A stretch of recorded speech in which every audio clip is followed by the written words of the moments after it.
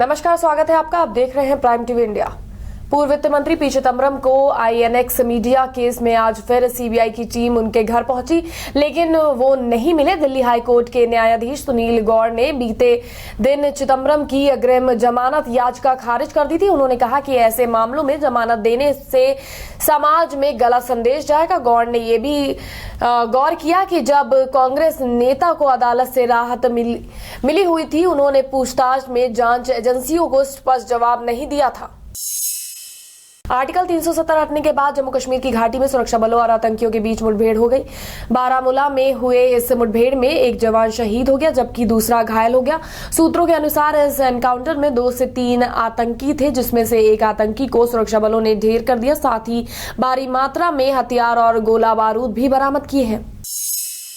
कश्मीर मुद्दे पर एक बार फिर अमेरिका के राष्ट्रपति डोनाल्ड ट्रंप ने मध्यस्थता की बात कही है। ट्रंप ने कहा है कि वह पीएम मोदी के सामने सप्ताहांत में ये मुद्दा उठाएंगे। ट्रंप ने संवाददाताओं से कहा, कश्मीर एक बेहद जटिल जगह है। यहाँ हिंदू हैं और मुसलमान भी हैं, और मैं नहीं कहूंगा कि उनके बीच काफी मेलजोल है। मध्यस्थता के लिए जो भी बेहतर होगा मैं वो करूंगा। राजस्थान के संसदीय कार्य और शहरी विकास मंत्री शांति धारीवाल एक कार्यक्रम को संबोधित करने जयपुर पहुंचे। इस दौरान धारीवाल ने कहा कि राजीव गांधी को भाजपा और संघ का चरित्र इसलिए अखरता था क्योंकि ये दोनों शुरू से दलित और अल्पसंख्यक विरोधी थे। उन्होंने कहा कि राजीव गांधी सबसे ज्यादा परेशान राष्ट्रीय स्वयंसेवक संघ की विचारधारा से थे। उनकी ये पक्की सोच थी कि ये देश अगर सबसे ज्यादा नुकसान उठाएगा। पाकिस्तानी मीडिया के हवाले से कहा गया है कि इमरान खान सरकार कश्मीर मामले को लेकर अब इंटरनेशनल कोर्ट ऑफ जस्टिस में ले जाने की तैयारी कर रही है। इससे पहले पाकिस्तान ने ये मामला यूएनएससी में भी उठाया था, मगर चीन को छोड़कर किसी देश ने भी उसका साथ नहीं दिया। बता दें कि केंद्र सरकार ने 5 अगस्त को जम्मू कश्मीर से विशेष राज्य का दर्जा वापस लिया था और घाटी से अनुच्छेद 370 और 35A को निष्प्रभाव कर दिया था। कांग्रेस की महासचिव Priyanka Gandhi Vadra INX media case में घिरे पी चिदंबरम के समर्थन में खुलकर खड़ी हो गई हैं। उन्होंने इस कार्रवाई को लेकर केंद्र सरकार पर भी निशाना साधा है। प्रियंका ने कहा है कि सरकार शर्मनाक तरीके से पी चिदंबरम के पीछे पड़ी है, क्योंकि वे बेहिचक सच बोलते हैं और सरकार की नाकामियों को सामने लाते हैं।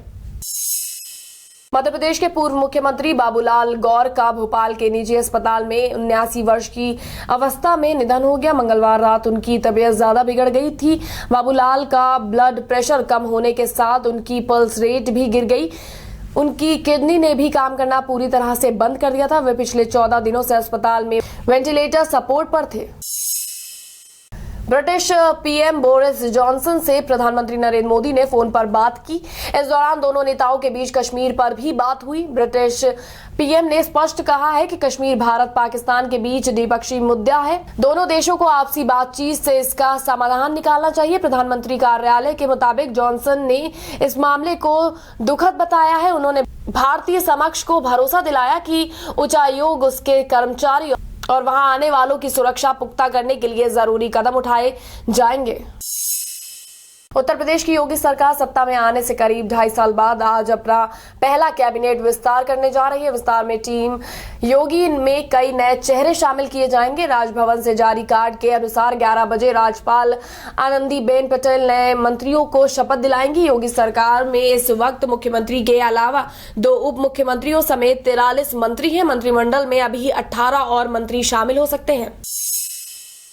कानपुर में 8 साल की मासूम छात्रा के साथ उसके पड़ोस में ही रहने वाले एक युवक ने दुष्कर्म किया। जब इस घटना की जानकारी मासूम के परिजनों को लगी तो उन्होंने आरोपी की शिकायत पुलिस में दर्ज करा दी, जिसके बाद मौके पर पहुंची पुलिस ने आरोपी युवक को गिरफ्तार कर लिया है। ये धामी खेड़ा कल्याणपुर थाने में पड़ता है।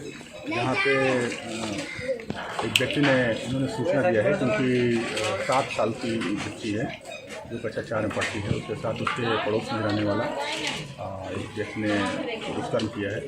घटना की रिपोर्ट दर्ज कर ली गई है। 775/19 क्राइम नंबर है 376/501 में, और अभियुक्त को भी गिरफ्तार कर लिया गया है। फिलहाल के लिए बस इतना ही। हम फिर हाजिर होंगे देश और दुनिया की तमाम बड़ी खबरों के साथ।